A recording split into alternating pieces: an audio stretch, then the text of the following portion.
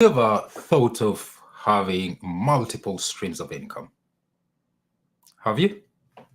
I think it's much better to have multiple streams of income than having just one source of income for various reasons. For example, if one income stream dries out, you have another one to fall into.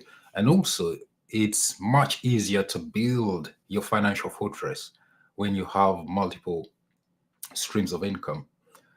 I'm a firm believer in doing that, and I think it's wiser generally. The more you have, the better. The more sources of income you have, the better. But talking about multiple sources of income, many people talk about it, but sometimes when you have no idea what should I start doing, where should I start from, it becomes very difficult to actually even concretize uh, those sources of income for you so that you can sort of streamline and build your financial fortress that way. Today, what I'd like to do for you, my dear listeners, is to sort of give you 7 income streams that you can sort of explore and see which ones you can implement into your life as soon as possible, really. So, the first one is earned income. Of course, if you have a job, this is one of the major sources of income that many people have. So earned income will be things like salary, commissions, tips, bonuses, and so on and so forth. So you might be having a job where you earn your salary, but that job might also be have a commission attached to it, on depending on your performance, or has bonuses attached to that. So if you feel like the salary itself will not be enough for you, but you have the opportunity to earn commission or earn bonuses depending on your performance, then you can find ways of maximizing those other areas so that you can earn commissions, earn bonuses. For people who work in restaurants who get tips, if you serve very well, depending on what kind of restaurant you're in, your tips might really be very good. I remember many years ago when I was working as in sales, before I started off my own ventures and that. So I had the opportunity to earn salary, and then I had the opportunity to have commissions as well on my sales. When I do lots of sales, I get some bit of commission for doing hard work on that. So I remember there was a time where I didn't even spend on my salary. I was just spending on the commissions I was receiving. So it's possible, even within the context of having just a job where you have the opportunity to earn commissions and bonuses and the like, you can actually earn, diversify there as well. The second income stream is what I would call interest income. Interest income is income received from being a shareholder. No, sorry. If you have a nest egg, when you've saved money, and then you earn interest on that money. I remember a few days ago, I did a video here where I said that if you save your money on the S&P 500, the interest you'll be earning from there over a long term sometimes will even be equivalent to what someone else would earn in a year as salary. So if you have a nest egg, a lot of money sitting down earning you interest, that money can generate you interest as much as what someone can earn in a year. That's how powerful interest income is if you've invested in a very good way, and especially investments like the S&P 500. So go back, if you haven't heard that video of mine, if you haven't listened to it, go and look at that video on investments. That I talked about investments, and particularly I spoke about the S&P 500 index fund. So go have a look at that. The third income stream is dividend income.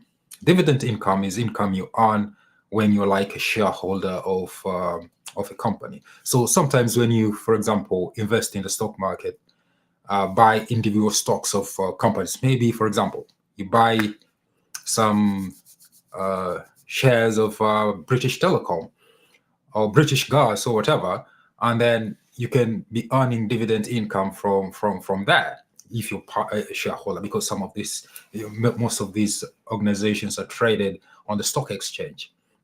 So if you buy shares in companies, then you earn dividend income. The income you receive if the company performs very well is called dividend income.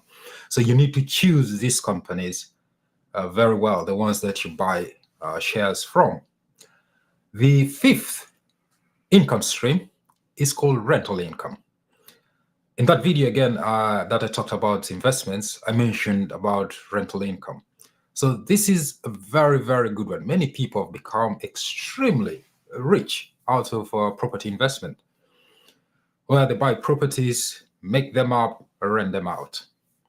And if this is something that is burning in your heart, that you think you can get into property, so make some inquiries.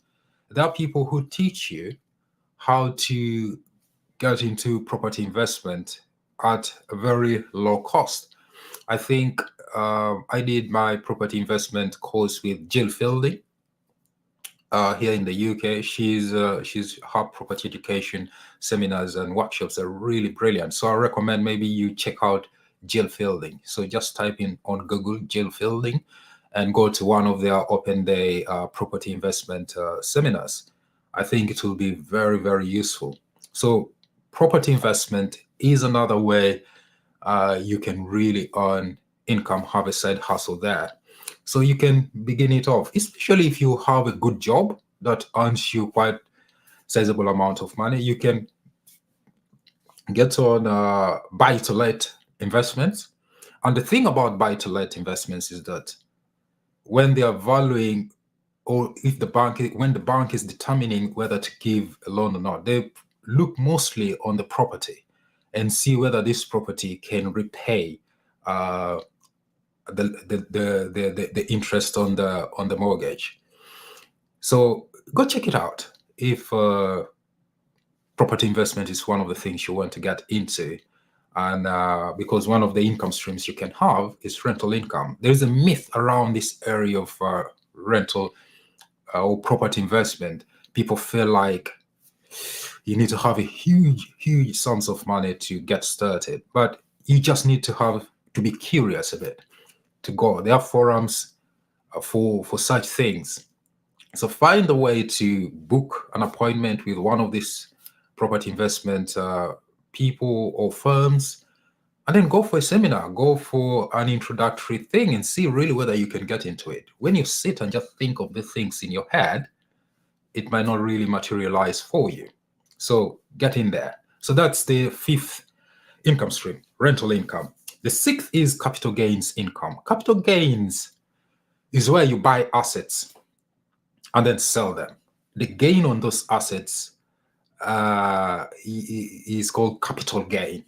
Of course, there is a bit of tax you pay on that called capital gains tax, but that's for another time. Just know that you can just buy assets and resell them, buy assets, resell them, and you can have income like that. So, for example, stock shares.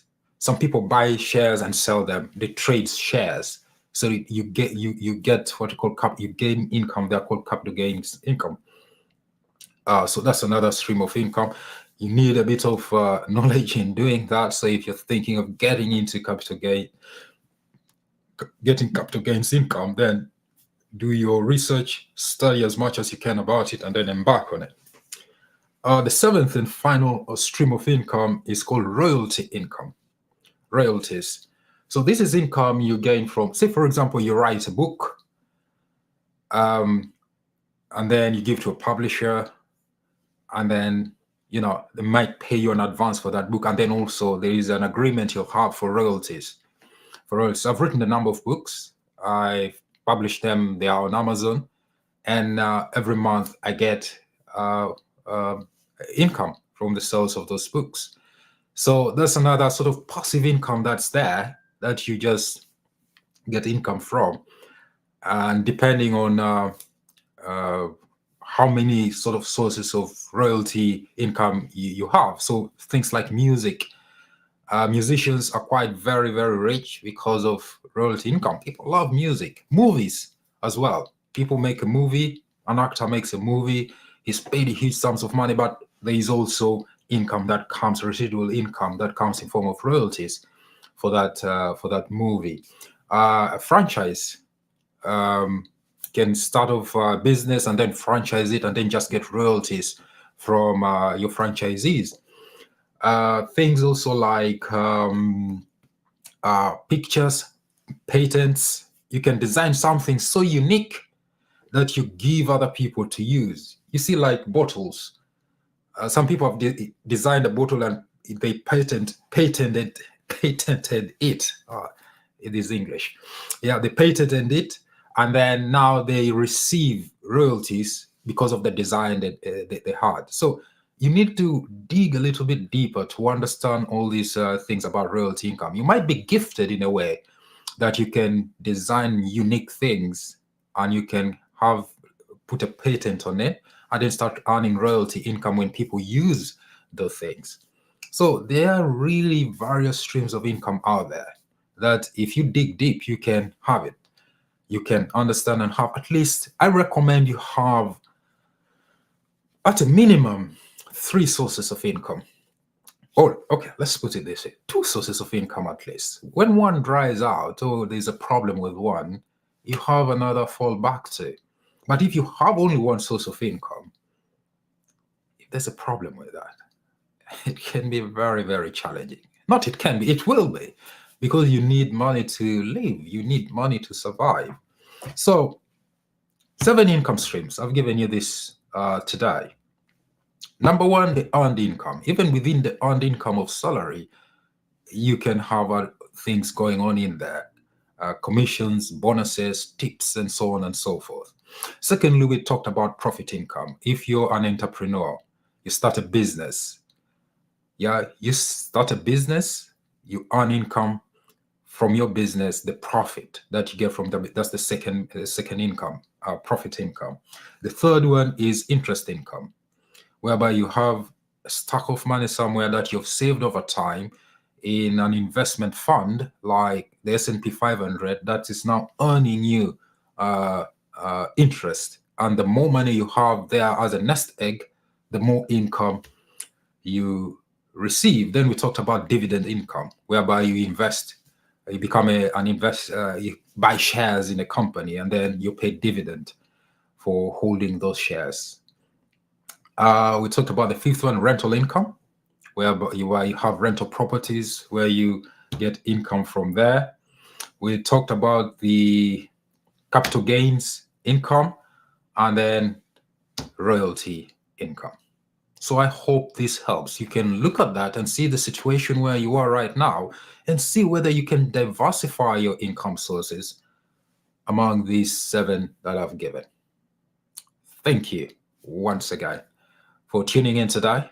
And I'll be coming again your way with more insights and tips on financial transformation. It is my heart's desire that as you live every day, getting better every day, that your financial situation as well gets better every day.